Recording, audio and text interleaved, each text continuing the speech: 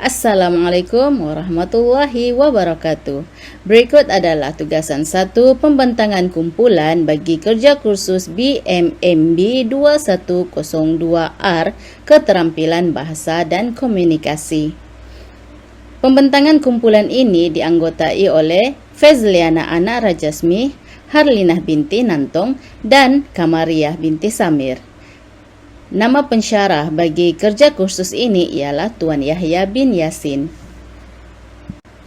Kerja kursus ini mengkehendaki pelajar untuk menganalisis teks ucapan yang dipilih. Teks ucapan yang kumpulan kami pilih ialah teks ucapan yang bertajuk Majlis Pelancaran Dasar Perpaduan Negara dan Rangka Tindakan Blueprint Perpaduan Negara 2030 seperti yang dilampirkan. Ucapan merupakan satu bentuk saluran komunikasi pertuturan dan merupakan jenis karangan berformat yang menggunakan teks bertulis sebagai landasan penyampaiannya. Jenis ucapan yang dipilih ialah ucapan manuskrip.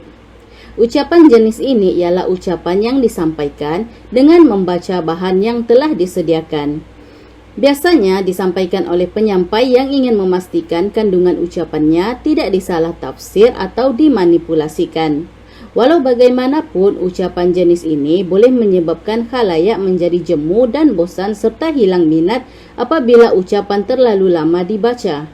Khalayak akan hilang konsentrasi sehingga seolah-olah tidak ada hubungan komunikasi antara penyampai dengan khalayak. Bagi mengatasi masalah ini, penyampai perlu berlatih membaca teks ucapan beberapa kali.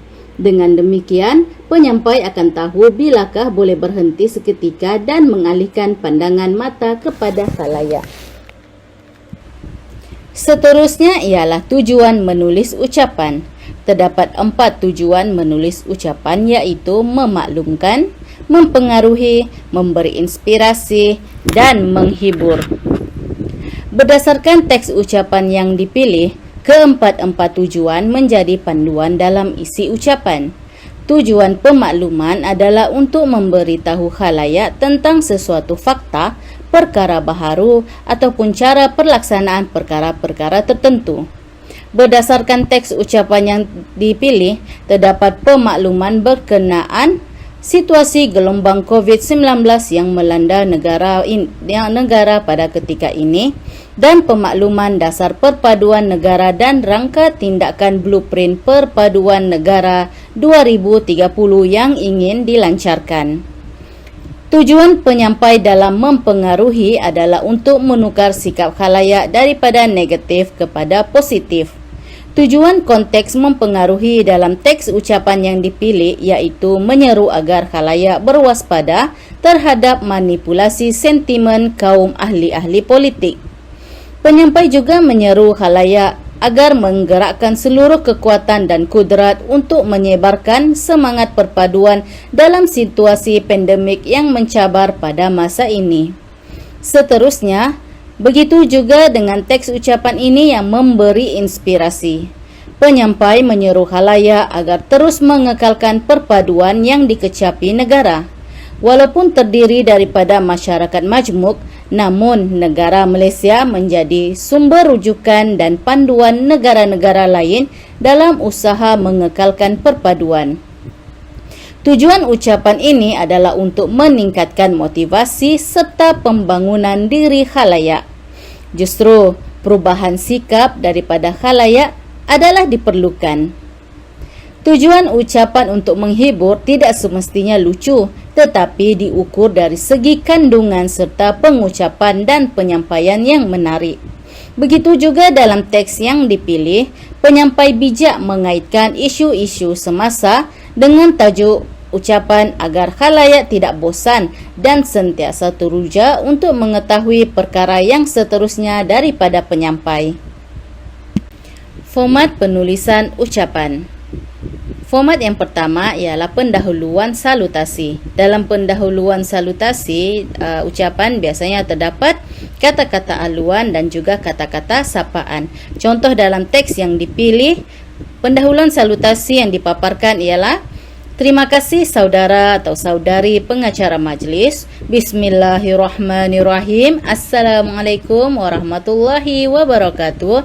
Salam sejahtera dan salam perpaduan. Yang berhormat Datuk Halimah binti Muhammad Sadiq, iaitu Menteri Perpaduan. Dalam pendahuluan salutasi ini, penyampai ada memberi salam dan juga kata-kata aluan serta kata sapaan kepada tetamu-tetamu yang datang. Kedua, isi kandungan yang dikembangkan dengan baik. Jika dilihat keseluruhan teks yang dipilih, pemberatan huraian tajuk dikembangkan perkaitannya antara setiap perenggan isi kandungan dengan seimbang. Format yang ketiga ialah sisipan kata, iaitu di tengah-tengah ucapan. Sisipan kata dalam teks yang dipilih ada memaparkan saudara dan saudari yang saya kasihi sekalian. Format yang keempat ialah penutup ucapan. Penutup ucapan yang dipaparkan dalam teks ucapan yang dipilih ini ialah, dengan itu saya sudahi ucapan ini dengan lafaz wabillahi taufik wal hidayah. Wassalamualaikum warahmatullahi wabarakatuh. Sekian. Terima kasih. Seterusnya ialah ayat gramatis. Ayat gramatis bermaksud ayat yang betul dari segi struktur ayat dan betul pula dari segi semantiknya. Dalam teks yang dipilih terdapat beberapa ayat yang kurang gramatis dan tidak gramatis. Berikut adalah ayat dan keterangan ayat gramatis. Pertama, ayat perpaduan kita sehingga ke hari ini. Tidak digalakkan untuk menambah kata sendi ke selepas kata sendi nama sehingga, kerana kedua-duanya adalah kata sendi. Penggunaan kata sendi ke hendaklah digugurkan supaya ayat tidak menjadi lewah. Untuk menjadikan ayat ini gramatis, ayat ini hendaklah dibetulkan menjadi perpaduan kita sehingga hari ini. Perkataan ke hendaklah digugurkan. Perkataan kedua iaitu negara-negara lain ingin belajar dari kita. Kata sendi dari digunakan untuk menunjukkan tempat dan masa. Kata sendi daripada pula digunakan untuk orang. Jadi ayat gramatis bagi menggantikan ayat ini ialah negara-negara lain ingin belajar daripada kita. Ayat yang ketiga ialah, oleh kerana perbezaan dan kepelbagaian ini, penggunaan oleh yang diikuti dengan kerana dalam ungkapan oleh kerana merupakan penggunaan ayat yang tidak gramatis. Perkataan oleh merupakan kata sendi nama yang mesti diikuti oleh kata nama atau frasa nama, manakala kerana merupakan kata hubung keterangan. Baiklah, seterusnya ialah morfologi. Aspek morfologi ialah sistem pembinaan kata. Zaharani Ahmad, ETL 2011. Manakala menurut Hasmidar Hasan, ETL 2018, penguasaan morfologi yang lemah akan menjejaskan pembentukan ayat, khususnya dari segi binaan frasa dan semantik frasa yang mengisi konstituen, subjek dan predikat. Mari kita lihat kepada analisis morfologi. Yang pertama ialah bentuk perkataan. A. Kata terbitan. Bentuk kata yang mengandungi kata dasar yang menerima imbuhan sama ada ahwalan, akhiran, apitan dan sisipan. Berdasarkan teks ucapan yang telah kami kaji, di bawah adalah bentuk kata terbitan. Awalan seperti berhormat, bersyukur, bersua, dilanda, berdepan, mengira, bersatu, membantu, menyokong, ternyata, berjiwa, berjuang, berjaya, menduga, berdepan, berkesan, seimbang, menyeluruh, berbilang, dipupuk, berwaspada, berpegang, menggalas, memperkukuh, seiring, menyokong, berliku, memperkasa, bersama, memupuk, memelihara, membentuk, penggerak, pemegang, membawa, dan mencabar. Untuk imbuhan akhiran, kasihi, tindakan, rujukan, cabaran, saksikan, kawalan, ingin, idamkan, teruskan, kumpulan, barisan, hadapan, elakkan, lancarkan, rancangan, sokongan, miliki, dan sudahi. Dan yang terakhir ialah apitan. Perpaduan kementerian menyempurnakan, merupakan, menjadikan, persaingan, perbezaan, dijelmakan, berbekalkan, menyebarkan, mematuhi, ditetapkan, memerangi, kelihatan, keharmonian, mengatasi, menunjukkan, menzahirkan, keupayaan, memahami, kebimbangan, diperkukuhkan, berkauman, menyuburkan, memahami, diperbaiki, pendidikan, menaiki, mengorbankan, kesepaduan, diwujudkan, memastikan, dijayakan, ditubuhkan, menghasilkan, menekankan, perjalanan, membetulkan, memastikan, kemakmuran, pengenalan, dilandasi, dilengkapi, menggariskan, berterusan, mengamalkan, kekuatan, menyebarkan, dan mendoakan. Seterusnya untuk kata majmuk. Kata majmuk ialah proses merangkaikan dua kata dasar atau lebih dan bentuk yang terhasil membawa kepada makna yang tertentu.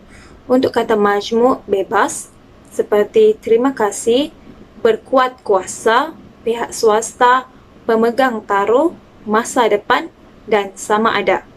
Untuk istilah khusus, barisan hadapan, Perdana Menteri, rukun negara, kiasan, bersatu hati.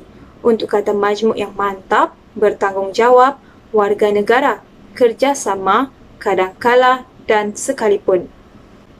Kemudian untuk kata ganda. Kata ganda ialah proses menggandakan kata dasar. Di sini terdapat 3 kata ganda, iaitu kata ganda penuh, kata ganda berimbuhan, kata ganda separah.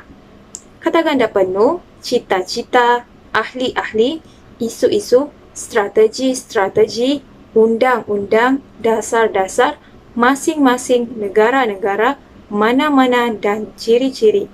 Untuk kata ganda berimbuhan ialah bantu-membantu, hormat-menghormati, dan bersatu padu. Dan yang terakhir ialah kata ganda separah, iaitu sekali-sekala, sesama, dan tetapi. Seterusnya kita pergi kepada analisis morfologi yang kedua, iaitu golongan kata. A. Kata nama. Kata nama merujuk kepada nama benda, nama orang, nama tempat, dan nama perkara. Di sini kita ada kata nama am, kata nama khas, dan kata ganti nama. Untuk kata nama am, negara, cucu, kerajaan, rakyat, agama, bangsa, dan kaum. Manakala untuk kata nama khas, Allah, COVID-19, Perintah Kawalan Pergerakan, Malaysia, Dasar Perpaduan Negara, Rangka Tindakan Blueprint Perpaduan Negara 2030, Kementerian Perpaduan Negara, Melayu, Cina, India, Kadazan, Dusun, Iban, Murut, Melanau, Datuk Halimah binti Mohamed Sadiq, Senator Datuk Seri Lian Ke, Datuk Wan Suraya Wan Muhammad Razi. Untuk kata ganti nama, saudara, saudari, saya, dan kita. Seterusnya kita pergi kepada kata kerja. Kata kerja transitif aktif dan kata kerja transitif tak aktif. Pertama, mengekalkan, membantu, menyebarkan, menyokong, mematuhi, memerangi, mengatasi, menaikkan, membetulkan, memperkasa, dan membentuk. Untuk kata kerja transitif tak aktif, dijelmakan, diperkukuh, dipupuk, dan dicapai. Seterusnya untuk golongan kata yang terakhir ialah kata tugas. Golongan perkataan selain kata nama, kata kerja, dan kata sifat yang mendukung sesuatu tugas tertentu dalam binaan ayat, klausa, dan frasa. Kata tugas juga membantu tugas sintaksis tertentu sama ada sebagai penghubung, penerang, penentu, pembantu, penegas atau tugas-tugas lain. Di sini terdapat beberapa jenis kata tugas. Yang pertama adalah kata bantu aspek seperti sudah, akan, dan telah. Untuk kata bantu ragam dapat kata sendi nama dan dengan, di, dari, dalam, terhadap, bagi, daripada, pada, dan kepada. Untuk kata hubung gabungan dan, serta, atau. Untuk kata hubung panjangan keterangan, supaya, agar, jika, dan untuk. Seterusnya kata bilangan, semua, dan satu. Kata tanya, apa. Kata arah, atas, bawah, dan dalam. Kata nafi, tidak. Kata penguat, sangat, dan amat. Dan yang terakhir adalah kata pemeri, yaitu ialah dan adalah.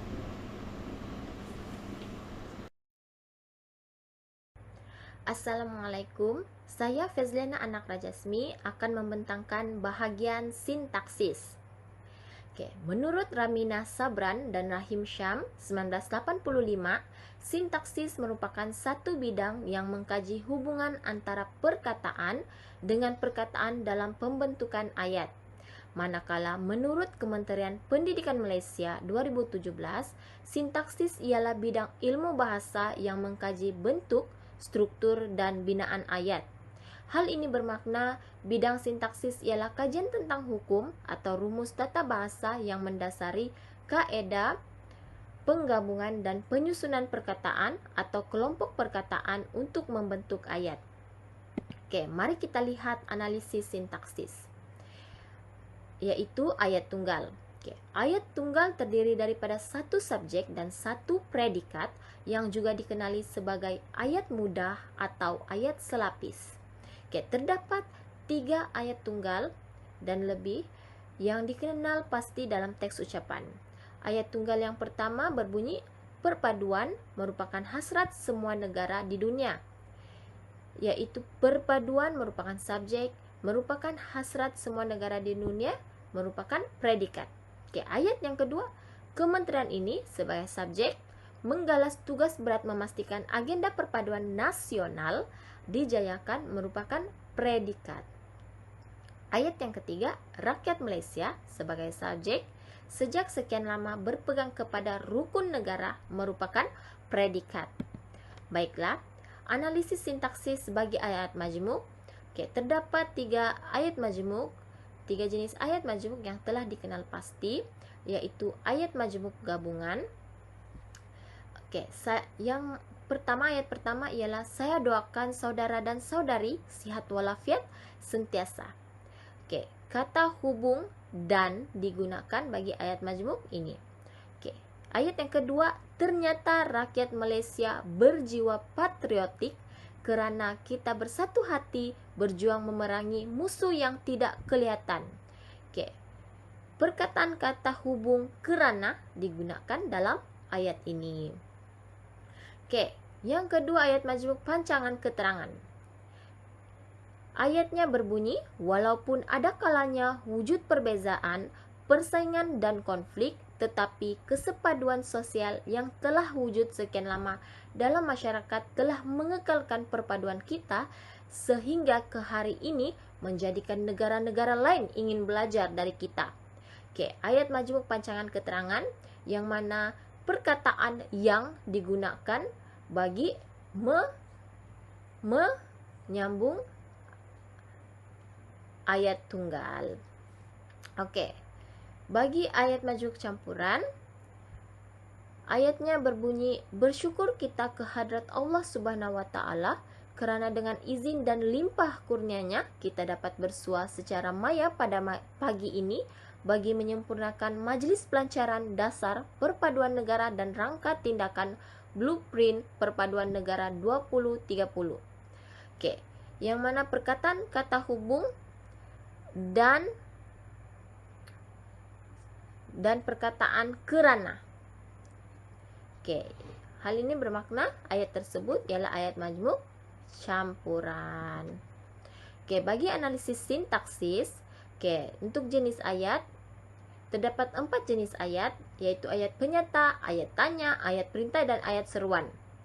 Ayat penyata dalam teks ucapan ini ialah perpaduan merupakan hasrat semua negara di dunia. Ayat tanya pula ialah apa kabar semua? Dan ayat perintah, marilah kita menggerakkan seluruh kekuatan dan kudrat kita untuk terus menyebarkan semangat perpaduan dalam keadaan yang amat mencabar pada masa ini. Dan bagi ayat seruan dalam teks ucapan ini ada dua, yaitu tahniah rakyat Malaysia di atas perpaduan ini, dan yang kedua tahniah Kementerian Perpaduan Negara atas pencapaian ini. Namun ada kesalahan dalam ayat seruan di teks ucapan tersebut, yaitu ayat yang pertama sepatutnya selepas tahniah diletakkan tanda koma dan tanda seru diletakkan di akhir ayat. Okey, bagi ayat kedua pula tanda seru diletakkan selepas tahniah. Itu salah. Sepatutnya tanda seru diletakkan pada akhir ayat dan tanda koma diletakkan selepas perkataan tahniah. Okey. Analisis sintaksis bagi ragam ayat pula. Okey, ragam ayat ialah jenis ayat yang dilihat dari segi binaan aktif dan pasif. Kedua-dua ragam ayat ini disebut ragam ayat aktif dan ragam ayat pasif. Okey, terdapat beberapa ayat aktif dalam teks ucapan. Okey, yang pertama ialah rakyat Malaysia, khususnya petugas di barisan hadapan atau frontliners, telah membuktikan sifat empati terhadap satu sama lain. Yang kedua, pelaku politik yang cuba menaikkan saham politik masing-masing. Ayat aktif yang ketiga, kementerian ini menggalas tugas berat memastikan agenda perpaduan nasional dijayakan. Ayat aktif yang keempat, kementerian turut menghasilkan rangka tindakan blueprint perpaduan negara 2030. Dan ayat yang kelima, saya mendoakan agar negara kita akan terus makmur dan kekal kukuh. Bagi ayat pasif dalam teks ucapan ini ialah sifat empati ini harus diperkukuhkan dalam masyarakat kita, yang mana menggunakan perkataan di. Itu menunjukkan ayat pasif. Okey, untuk susunan ayat bagi analisis sintaksis ini, susunan ayat ialah kedudukan dalam constituent subjek dan predikat dalam ayat, yaitu sama ada subjek mendahului predikat atau predikat mendahului subjek. Okey. Susunan biasa terdapat dua ayat dalam teks ucapan, yaitu melahirkan rakyat Malaysia yang menghargai dan mengamalkan perpaduan, yang mana subjek di depan dan predikat di belakang. Ayat kedua pula mengukuhkan perpaduan dan integrasi nasional berteraskan perlembagaan, persekutuan dan rukun negara. Okey. Susunan songsang bagi teks ucapan ini pula dapat dikenal pasti. Ayat tersebut berbunyi, bagi memastikan objektif ini tercapai, sokongan padu dan kerjasama penuh daripada semua pihak, terutamanya ejen penggerak perpaduan yang terdiri daripada badan bukan kerajaan NGO, pihak swasta dan pemegang taruh berkaitan adalah sangat penting. Yang mana predikat di berlaku pendepanan predikat. Okey. Ini merupakan rujukan yang telah digunakan bagi analisis sintaksis, analisis morfologi dan analisis sintaksis. Sekian, terima kasih daripada kami.